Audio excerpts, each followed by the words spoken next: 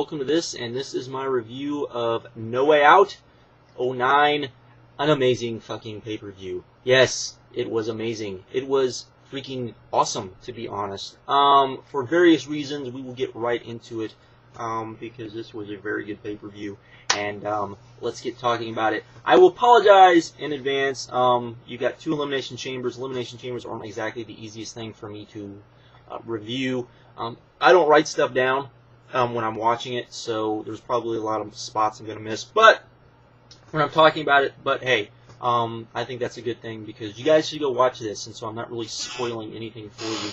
But I will talk about the stuff that sticks out in my mind and that sort of thing.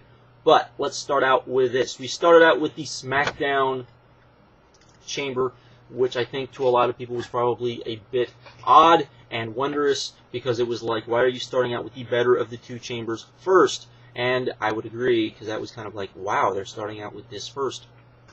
And so we started out with the everyone got in the ring. I will give Vladimir Kozlov this. Until he wrestles, he's pretty good. I mean, he gets the intimidating that part of it down. He sucks in the ring.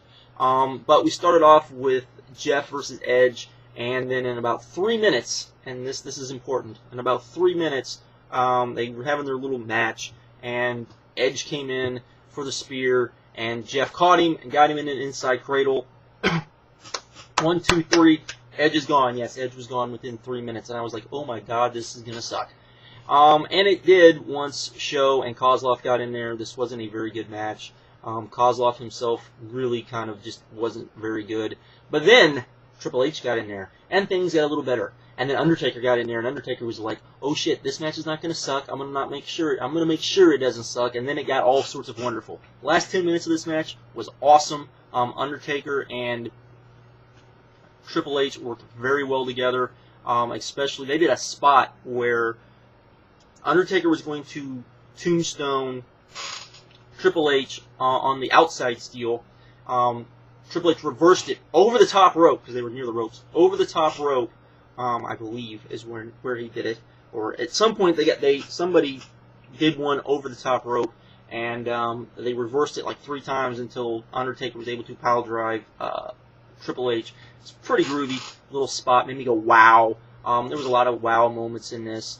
Jeff was being Jeff. He did the Spider-Man climbing the cage thing. He came off one of the pods. Pretty good. The last 2 minutes were very good. This was a very, very good Elimination Chamber. And, yeah, I liked it. After that, because I was like, wow, my God, why, because I was really like, I figured they did this for storyline reasons. But then right after that, we got Shane McMahon versus Randy Orton, which really made me scratch my head because this was the other match that I thought would be probably one of the better matches on the night, and we were getting it right after. So, really kind of made me wonder. This was a long match, but a really good match, I thought. Shane was being Shane, bumping like crazy. Orton was being Orton's wonderful self. He took a really hard shot from one of the monitors. Looked like he was busted open hard way. Started bleeding all over the place, which was good. Eventually, Rhodes and DiBiase did get involved, but it was pretty much involvement which didn't matter to the end of the match and the long term of things in my mind. The end of the match came with Orton taking a bunch of chair shots from Shane and then basically coming out with the RKO out of nowhere, which really worked. I thought this was a pretty good match, and they really set it up to where later where they sold it, where Shane was seriously hurt, had to take him to the hospital, and leads farther down to the road of this angle. So there we go.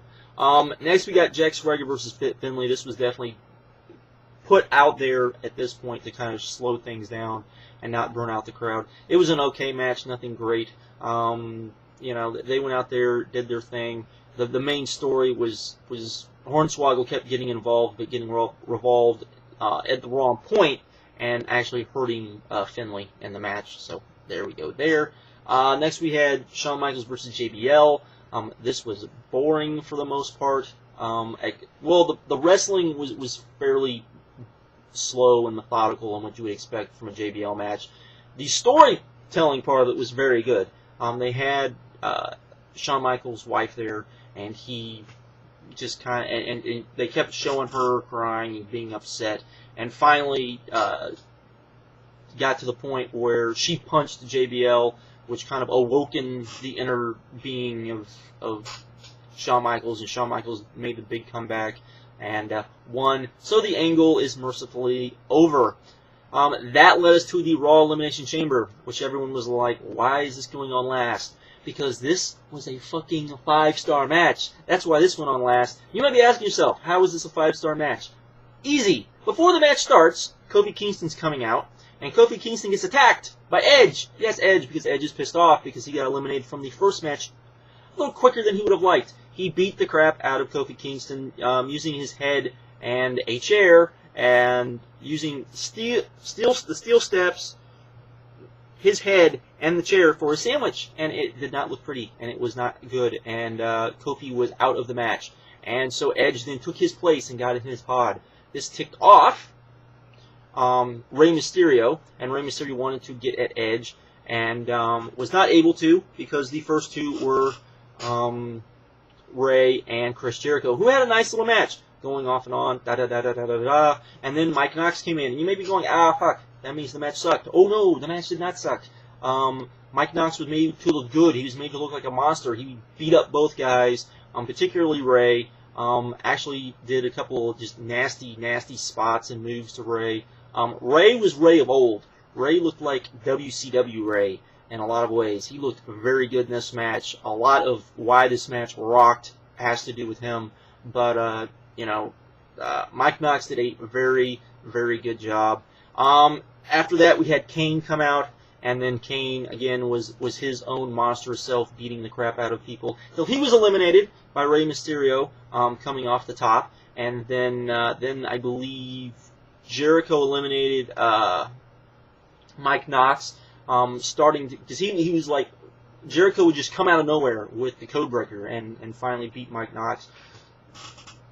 We had Edge finally getting in the match.